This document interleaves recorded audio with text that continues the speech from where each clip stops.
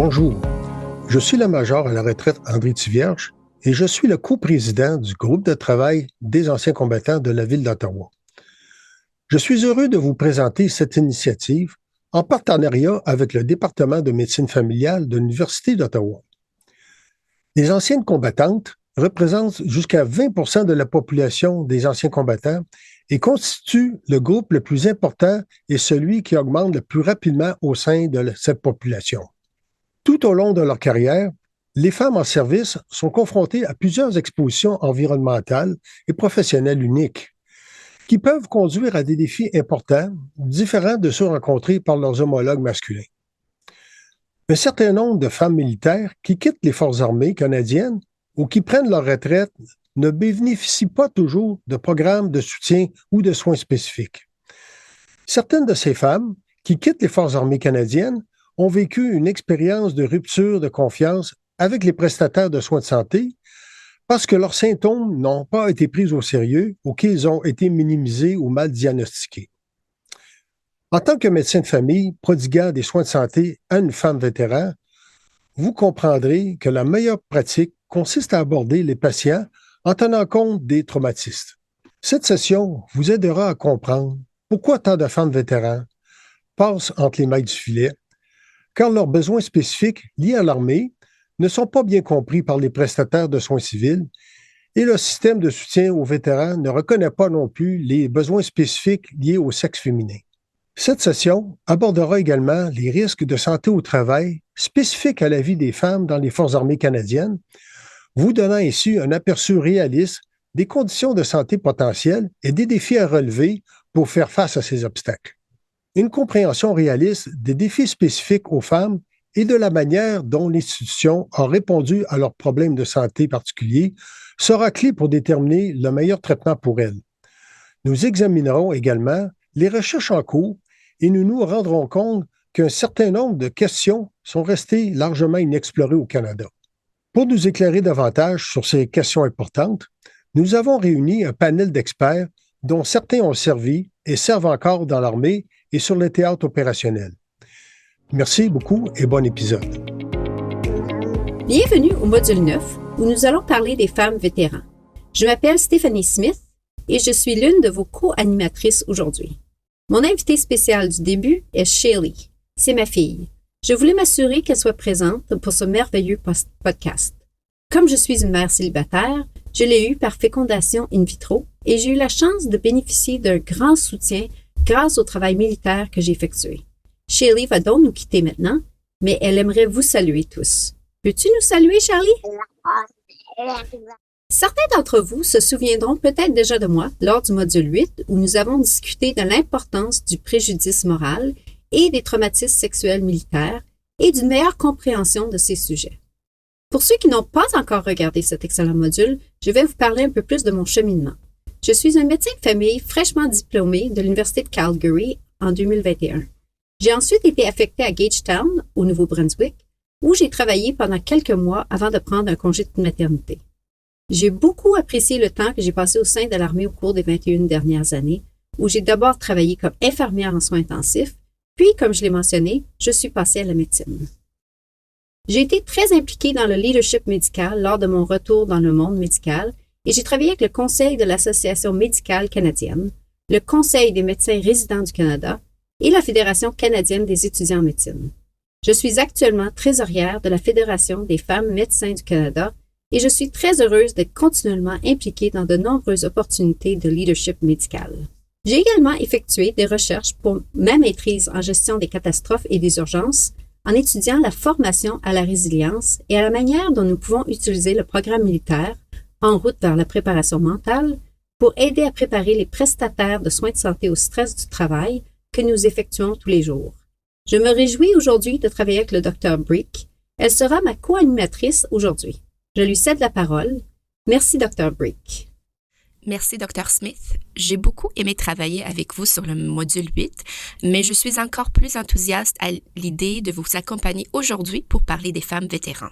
Il est tout à fait logique de collaborer avec vous, car ce qui fait la spécificité d'un ancien combattant, c'est le temps qu'elles ont passé en tant que militaire.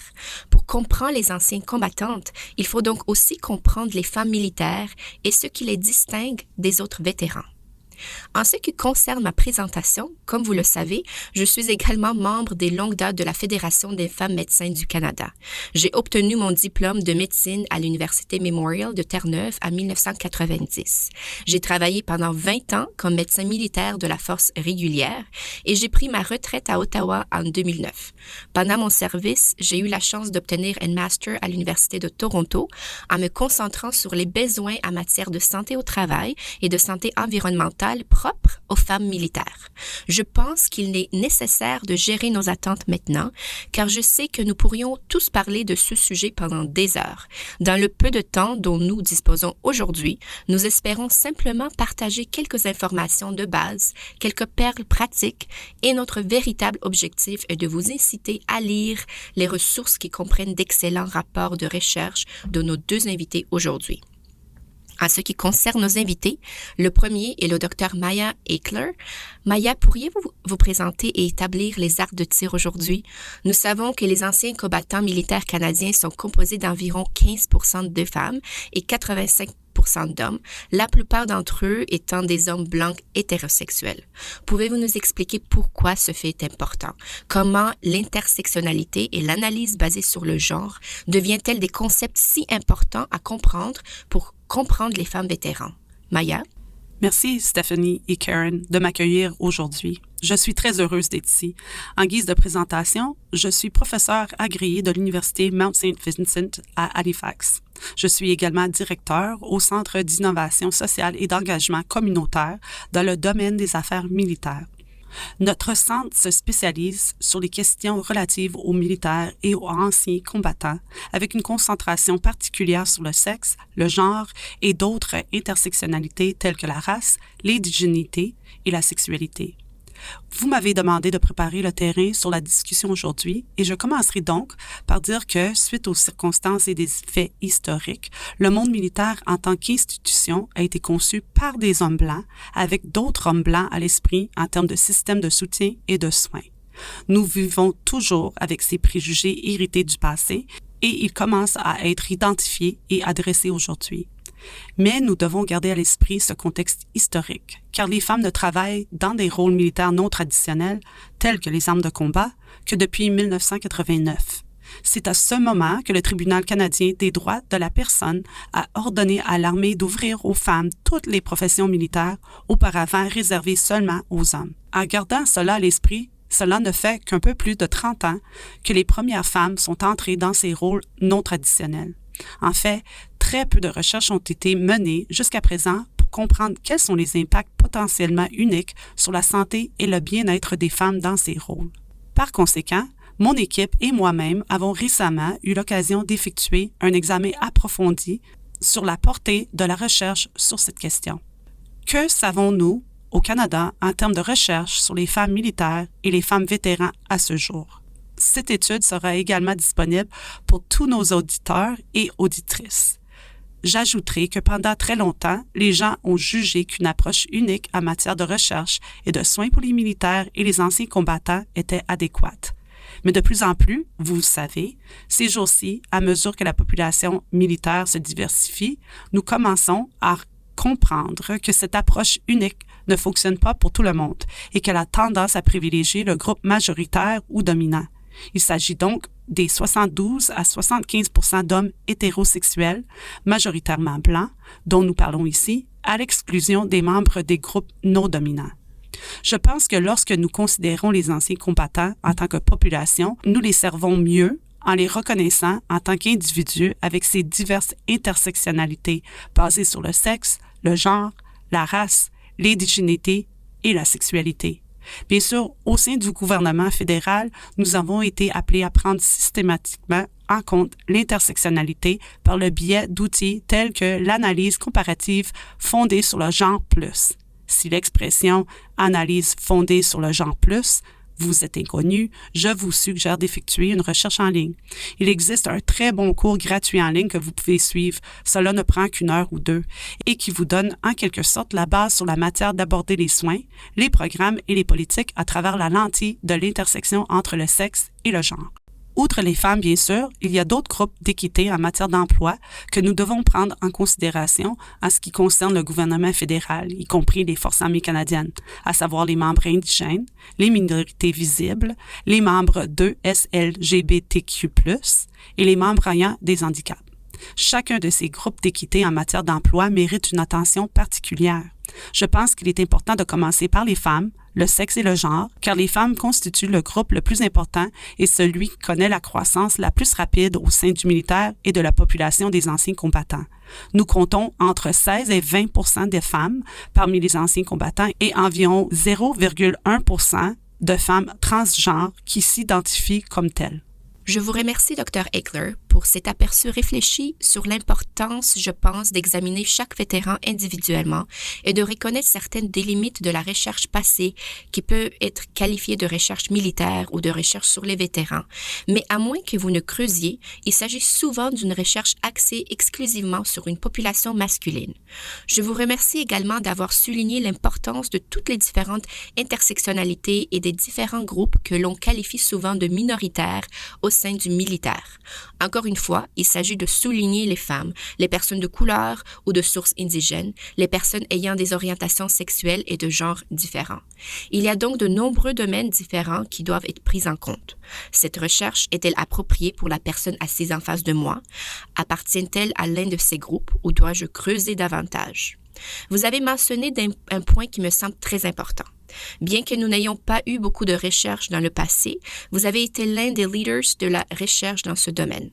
Et vous avez déjà mentionné que l'une des pièces jointes que les gens pourront consulter à l'appui de ce module sera un rapport que vous avez récemment publié.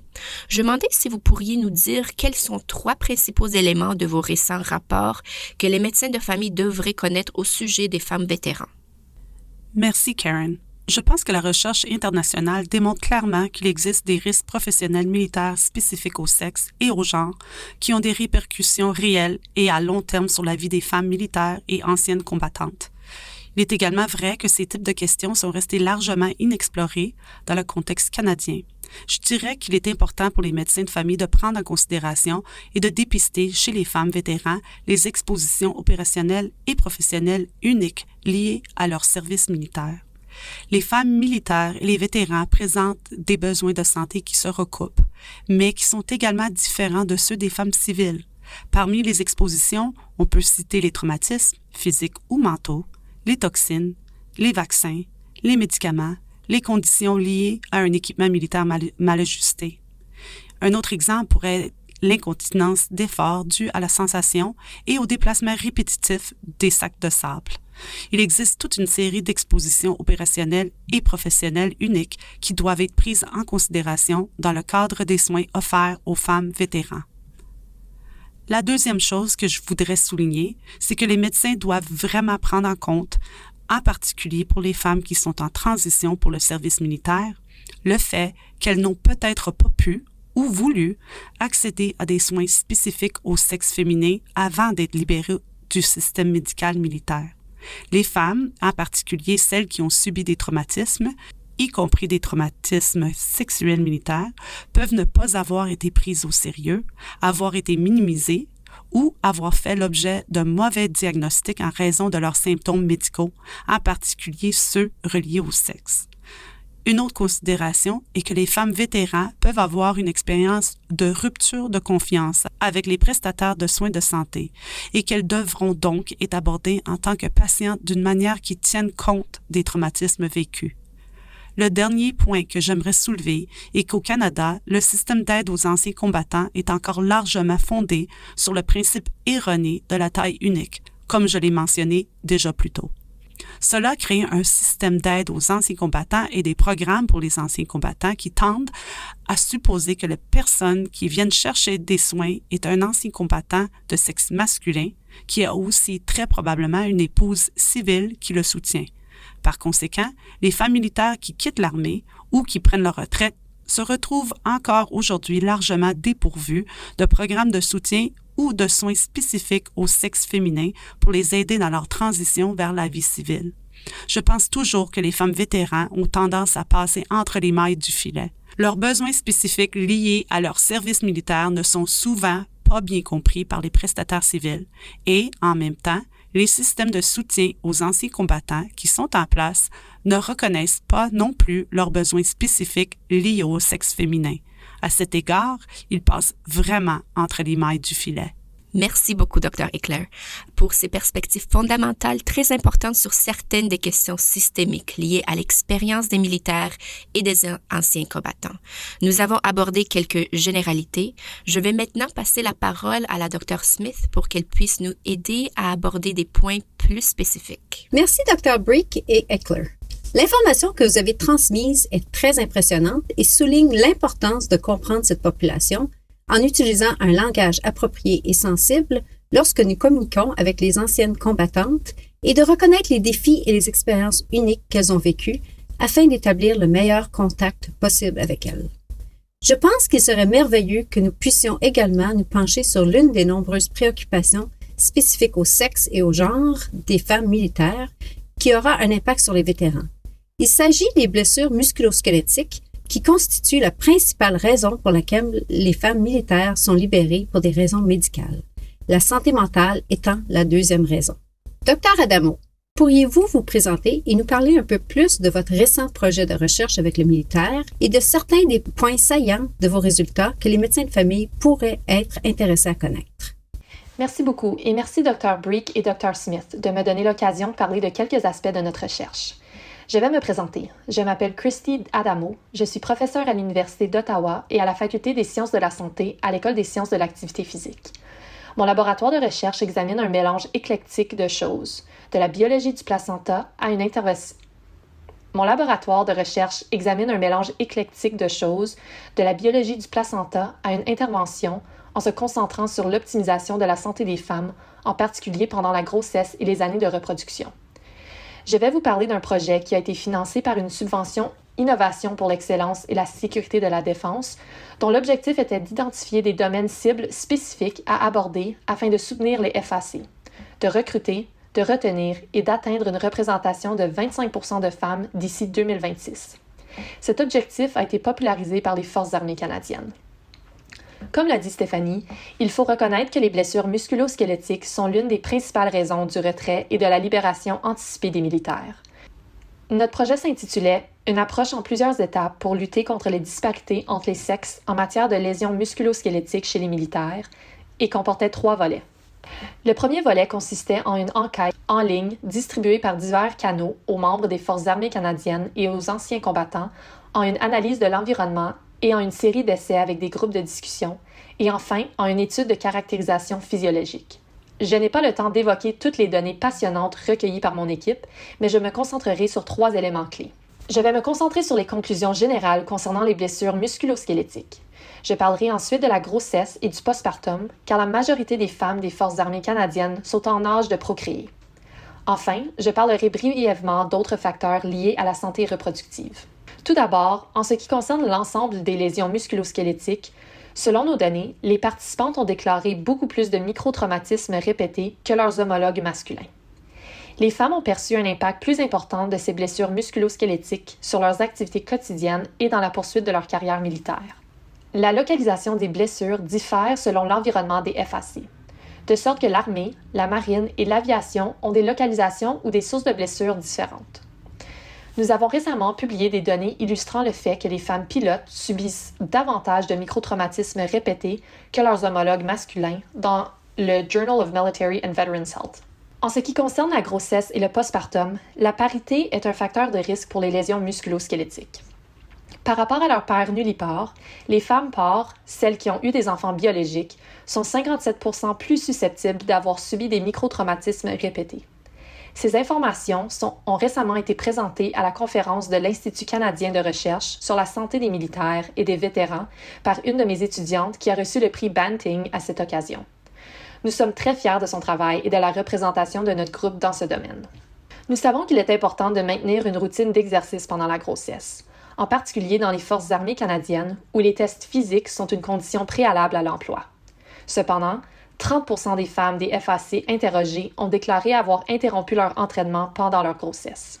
Parmi celles qui ont continué à s'entraîner, moins de 20% ont apporté des modifications à leur entraînement en réponse à une politique spécifique et moins de 4% pendant la période postnatale. Il s'agit sans aucun doute d'un domaine à cibler. De même, seuls 7% ont bénéficié d'un soutien spécialisé en matière d'entraînement physique pendant leur grossesse et dans la période postnatale. Et d'après notre analyse de l'environnement, bien qu'elle soit basée sur des données limitées, nous savons que les femmes militaires qui reprennent leur service après un congé de maternité courent un plus grand risque de se blesser au cours de la première année suivant l'accouchement qu'avant la grossesse. Les blessures au dos et à la nuque sont parmi les plus courantes. Il a également été noté qu'il y a un manque de ressources et de connaissances sur les questions de santé maternelle, ce qui constitue là encore une cible potentielle. Enfin, je vais vous parler d'autres facteurs de santé reproductive. Nous savons, comme Maya l'a mentionné plus tôt, que les troubles du plancher pelvien ou l'incontinence urinaire peuvent être problématiques. Nous savons que les troubles du plancher pelvien, y compris les fuites urinaires ou le prolapsus des organes pelviens, sont très répandus chez les membres des Forces armées canadiennes. 59% d'entre eux souffrent de fuites urinaires lors d'activités spécifiques qu'ils effectuent dans le cadre de leur rôle au sein des FAC. Les facteurs associés à ces troubles du plancher pelvien sont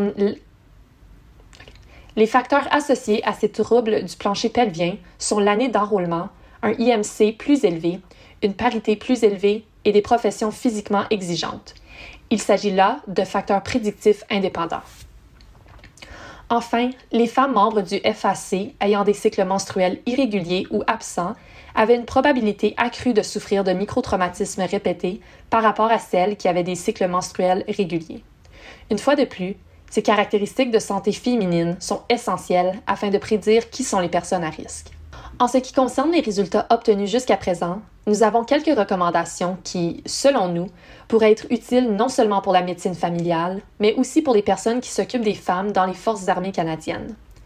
Nous pensons vraiment qu'il faut mettre davantage l'accent sur les soins préventifs pour réduire les risques de blessures musculo-squelettiques chez les membres des Forces armées canadiennes, non seulement chez les femmes, mais aussi chez les hommes. Nous pensons qu'il faut construire une offre des fournisseurs de soins de santé primaires, des actions et des activités de formation et d'application des connaissances qui peuvent par la suite améliorer l'éducation des membres des Forces armées canadiennes en matière de blessures musculo-squelettiques. Nous pensons qu'en adoptant une perspective de parcours de vie et en créant des politiques et des programmes adaptés à chaque étape de leur vie, mieux conçus pour répondre aux états physiques et mentaux individuels des membres des FAC, il est possible de réduire les risques musculo-squelettiques.